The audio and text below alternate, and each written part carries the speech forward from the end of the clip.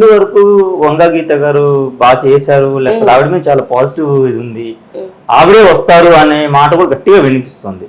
So మీరు ఒక పరిస్థితులు ప్రత్యక్షం చూశారు కాబట్టి మీరేం చెప్తారు? వంగా గీత గారు వస్తారా, కళ్యాణ్ గారు వస్తారా? నేను నాకు పవన్ కళ్యాణ్ గారు అంటే ఇష్టం కాబట్టి పవన్ కళ్యాణ్ గారు మంచి అయినా అని చెప్తాను.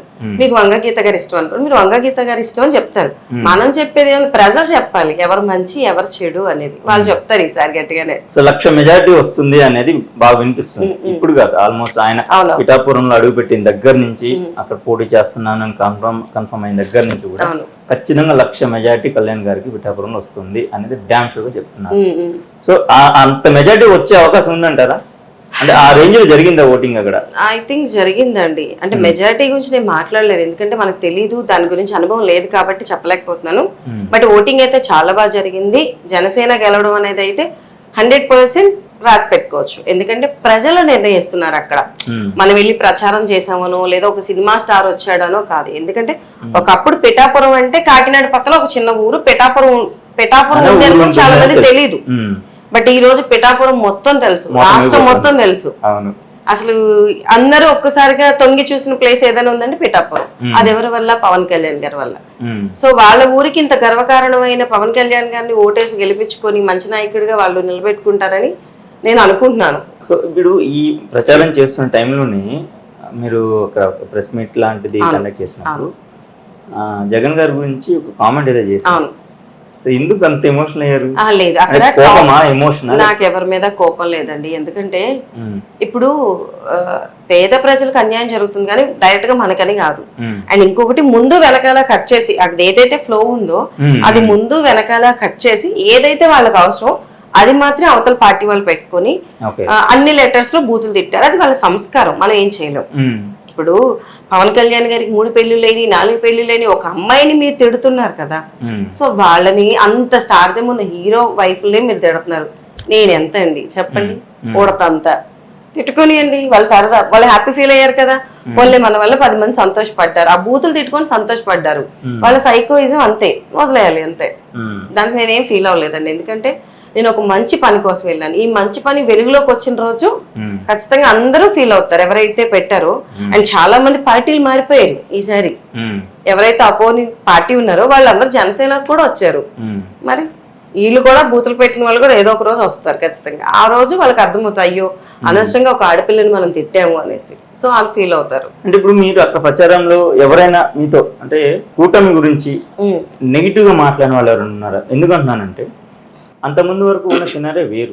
టీడీపీ, జనసేన అండ్ బీజేపీ పొత్తు పెట్టుకోవడం ఎంతవరకు కరెక్ట్ అనేది మీ అభిప్రాయం? అంటే మీకు నాకున్న చిన్న నాలెడ్జ్ లో ఏంటంటే అండి, ఇప్పుడు ఒక 4 ఉన్నారు, నువ్వు వచ్చి అందరూ కొట్టుకొని ప్రజల్ని ఇబ్బంది పెట్టడం కన్నా ఏకమై ఏదైనా మంచి చేద్దాం అనుకునేది మంచి విషయం కదా. సో అలా ఏకమయ్యి చేస్తున్నారనేది నా ఉద్దేశం. అది ప్రజలకు ఎంతవరకు అర్థమవుతుంది, వెళ్ళిపోయిన వాళ్ళకి ఎంతవరకు అర్థమవుతుంది అనేది నాకు తెలియదు. నా ఉద్దేశంలో అయితే ఒక శక్తిగా వాళ్ళు వస్తున్నారు, ఒక త్రిశూలం లాగా, ఒక మహాశక్తిగా వాళ్ళు వస్తున్నారు. సో గెలిచిన రోజు ప్రజలకు చేసిన రోజు ప్రజలు చెప్తారు ఇది ఒక త్రిశూలం లాగా వచ్చారు అనేసి. సో కళ్యాణ్ గారి స్ట్రెంత్ అర్థమైపోయింది చెప్పాలంటే. ఇప్పటి వరకు కూడా అందరూ బ్యాక్ ఎండ్ లో ఉన్నారు, బ్యాక్ ఎండ్ లో ఉండి మాట్లాడారు సార్.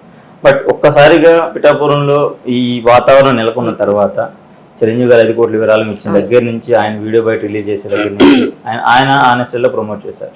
నాగబాబు గారు నాగబాబు స్టైల్లో, రామ్ చరణ్ గారు, సాయి ధరమ్ తేజ్ గారు, వైష్ణవ్ గారికి రాని వాళ్ళు ఆల్మోస్ట్ ఎవరు లేరు, ప్రతి ఒక్కళ్ళు వచ్చారు. ఒక్క అల్లు అర్జున్ గారు మాత్రం ఎందుకు వైసీపీ సైడ్ వెళ్ళి నంద్యాలలో అక్కడ సపోర్ట్ చేయాల్సి వచ్చింది? ఒక విషయం ఏంటంటే ఆయన మేబీ ఇటు వద్దాం అనుకుని ఫస్ట్ అటు వెళ్ళి ఉండొచ్చు. దాన్ని నెగిటివ్ వేలోనే మనం ఎందుకు చూడాలి?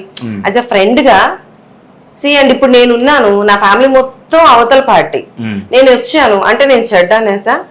కాదు కదా. నేను నా అభిమానంతో వచ్చాను, అంత మాత్రం అది నెగిటివ్ గా తీసుకోకూడదు. అన్ని నెగిటివ్ వేలోనే ఎందుకు చూడాలి? అటు వెళ్ళి మళ్ళీ ఇటు వచ్చారు కదా. అంటే ఒకవేళ అటు వెళ్ళి ఇటు రాకపోతే అది అనుకోవచ్చు, ఇటు కూడా వచ్చారు కదా.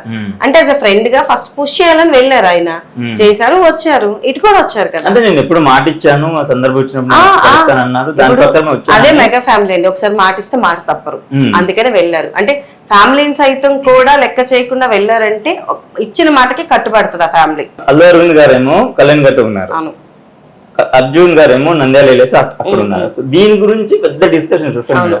అంటే మెగా ఫ్యాన్స్ సపరేట్ అయ్యారు ఇక్కడ, అలాగే కళ్యాణ్ గారు ఫ్యాన్స్ సపరేట్ అయిపోయారు, తర్వాత అల్లు అర్జున్ గారు ఫ్యాన్స్ అయిపోయారు. ఇలా డివైడ్ అయిపోయి సోషల్ మీడియాలో నాగబాబు గారు ఇంకో కామెంట్ పెట్టారు అక్కడ, పరాయవాడైన మావాడే, మావాడైన పరాయవాడే, ఈ కొటేషన్ లాగా పెట్టిన దానికి ఎంత ట్రోల్ అయిందో చూసారు. సో నాగబాబు గారు ఆ కొటేషన్ పెట్టింది అల్లు అర్జున్ గారి గురించి అని ఖచ్చితంగా ఎక్కడ చెప్పలేదు ఆయన, ఎక్కడ మెన్షన్ చేయలేదు. నేను పెట్టింది బన్నీ గురించో లేకపోతే ఇది మెన్షన్ చేయలేదు. బట్ ఆ పెట్టే సెన్స్ మాత్రం అలానే అనిపించింది. అంటే అర్జున్ గారు అలా వెళ్ళి సపోర్ట్ చేసిన దానికి హర్ట్ అయి పెట్టారా వాట్ ఎవర్, బట్ అర్జున్ గారి గురించే పెట్టారు అనేది అక్కడ పాయింట్. అక్కడ సో దీనికి మీరేం చెప్తారు? అండి, ఎవరికి ఎలా అర్థమైతే అలా తీసుకుంటారు. ఇప్పుడు నాకేం అర్థమైంది, ఓకే ఫ్యామిలీ అర్థం చేసుకుంటది కాబట్టి ఫస్ట్ ఫ్రెండ్ దగ్గరికి వెళ్ళి పుష్ చేసి వచ్చి దెన్ ఫ్యామిలీలో మళ్ళీ కలిసారు ఆయన, కొంచెం టైం తీసుకొని ఇటు వచ్చారు. అంటే దాన్ని నేను నెగిటివ్ గా తీసేసుకుని ఎందుకు ఇటు రాలేదు, వాళ్ళ ఫ్యామిలీలో ఏమో జరిగి నీకు ఎందుకు రా అంత ఆలోచన, నీ చిన్ని బ్రెయిన్ కి ఎందుకు చెప్పు, ఏం జరిగిందో వాళ్ళు చెప్తారు, వాళ్ళు క్లారిటీ ఇస్తారు, కొంచెం ఆగాలి అంతే. ఎవరైనా అండి ఏదైనా ఒక విషయం బయటకు వచ్చిందంటే అసలు ఏం జరిగిందో తెలుసుకోవడానికి టైం పడుతుంది. తెలుసుకోకుండా మనం ఏది పడితే అది అనేసుకున్నాం అనుకోండి, మన బ్రెయిన్ ఖరాబ్ అవుతుంది. ఎందుకు వచ్చింది వేస్ట్ టైం చెప్పండి, హ్యాపీగా ఉందాము. అండ్ మీ ఫ్యామిలీలో రాలేదా వెళ్ళొద్దు శాస్త్రం అన్నారు? అంటే వెళ్ళొద్దు ప్రసక్తే లేదని చెప్పలేదు, కానీ నీకు ఎందుకు వచ్చింది ఇదంతా, ఏ ఫ్యామిలీ కూడా అంత రెస్ట్రిక్ట్ చేయదు. ఎందుకంటే వాళ్ళు ఇచ్చే ఫ్రీడమ్ వాళ్ళు ఇస్తారండి. అండ్ మనకు కేసు వచ్చాక మంచి ఏది చెడు ఏది మనకు తెలుస్తుంది. యాజ్ అ పేరెంట్స్ గా చెప్తారు, వింటామా వినకపోతాం మన ఇష్టం. మా ఫ్యామిలీ కూడా నాకు చెప్పారు, వద్దమ్మా మనం ఈ పార్టీలో ఇన్నాళ్ళ నుంచి ఉన్నాము అనేసి. బట్ నాకు ఎందుకు అక్కడికి వెళ్ళి సపోర్ట్ చేయాలనిపించింది, ఆయనకి సపోర్ట్ చేయాలి అనిపించింది. నేను చాలా ఇంప్రెస్డ్ ఫీల్ అయ్యాను. అంటే ఆయన చేసిన కొన్ని మంచి పనులు మా వరకు తెలిసినాయి. అంటే మనం చూసాం కొన్ని అంటే ఏ పదవి లేని రోజే ఆయన ప్రజల కోసం ఏదో చేయాలని తపన పడుతున్నాడు. అలాంటి వాడికి ఒక పదవి వచ్చింది అనుకోండి, ఆయన ఇంకెంత చేస్తాడు చెప్పండి. ఇప్పుడు ఏదైనా చెయ్యాలంటే ఒక పదవి కావాలి, ఆ పదవి ఇచ్చి చూడండి. చెయ్యకపోతే కరెక్ట్ గా అడగండి. సోషల్ అవును, ఎందుకంటే ఈసారి ఇస్తారండి, గట్టిగా ఇస్తారు, మామూలుగా కాదు. ఎందుకంటే జనాలు కూడా చూసారండి. నేను అక్కడ ఎవరిని తక్కువ చేసి మాట్లాడట్లేదు. ఎందుకంటే ఇప్పుడు పవన్ కళ్యాణ్ అనే నాయకుడు ఆయన మాకు ఒకటే చెప్పింది ఏంటంటే, మీరు వెళ్ళి ఎవరిని తక్కువగా మాట్లాడొద్దు, ఏ నాయకుడిని తక్కువ చేసి మాట్లాడొద్దు. అవతల వాళ్ళు మాట్లాడుకుంటారా వదిలేయండి, అది వాళ్ళ జ్ఞానం, అంటే వాళ్ళ విజ్ఞత, మనకి సంబంధం లేదు. మనం ఎంతవరకు చెప్పగలుగుతాం, మనం వస్తే ఏం చేయగలుగుతాం మాత్రమే చెప్తాము. మేము అదే చెప్పాం. యాక్చువల్గా వెళ్ళి మేము ఎవరి గురించి చెడుగా చెప్పలేదు. అలా చెప్తున్న తరుణంలోనే ఆ ఫ్లో లో వెళ్ళేటప్పుడు ఏది మాత్రమే వాళ్ళకి అవసరం అది మాత్రమే కట్ చేసుకుని వీడియో ఎడిట్ చేసుకుని వేసుకున్నారు వాళ్ళు. అక్కడ మాట్లాడిన టాపిక్ వేరు, వాళ్ళు కట్ చేసి వేసుకున్నది వేరు. వంగగీత గారి గురించి ఇప్పుడు ఈ జనాల్లో మీరు తిరిగారు కాబట్టి ఈ 15 రోజుల్లో 16 రోజులు మీరు చెప్పిన దాని ప్రకారం, సో ఎవరైనా నెగిటివ్ గా చెప్పారా, ఈవిడ మాకు ఇవి చేయలేదు ఈ గతంలో ఆమె అంటే ఒక్క వ్యక్తి గురించి అని కాదండి. అంటే ఇప్పుడున్న ప్రభుత్వం ఏమీ చేయట్లేదు, మా వరకు రావట్లేదు, పట్టించుకోవట్లేదు అని మాత్రమే బాధపడుతున్నారు. ఏమంటే ఇప్పుడు మీరు వచ్చినా నేను వచ్చినా ప్రజలకు మంచి చేయడం కావాలి. ఇప్పుడు మీరు వచ్చి మంచి చేయలేదు అనుకోండి, నెక్స్ట్ నేను వస్తున్నాను అనుకోండి, ప్రజలు నన్ను కావాలనుకుంటారు, ఓకే ఒక ఛాన్స్ ఇవ్వాలనుకుంటారు. అలా పవన్ కళ్యాణ్ గారికి ఒక ఛాన్స్ ఇవ్వాలి అనుకుంటున్నారు. ఇప్పుడు చూద్దాం, ఆయన వచ్చాక ఏం చేస్తారో ప్రజలు చూస్తారు. నెక్స్ట్ కూడా ప్రజలే నిర్ణయిస్తారు. మనం వెళ్ళి మీ పేరో తీస్తే ఓట్లు వేసేలా లేరండి. ఒకప్పుడు మన చిన్నప్పుడు 2000 ఇస్తే 1000 రూపాయలు ఇస్తే 500 ఇస్తే ఓట్లు వేసేవాళ్ళు. బట్ ఇప్పుడు అట్లా లేరు. ఎందుకంటే వాళ్ళ ఓటు విలువ 5 years ఎంత వస్తున్నా ఏంటి ఏం చేస్తారు నాయకులు అనేది వెరీ క్లియర్ జనాలు.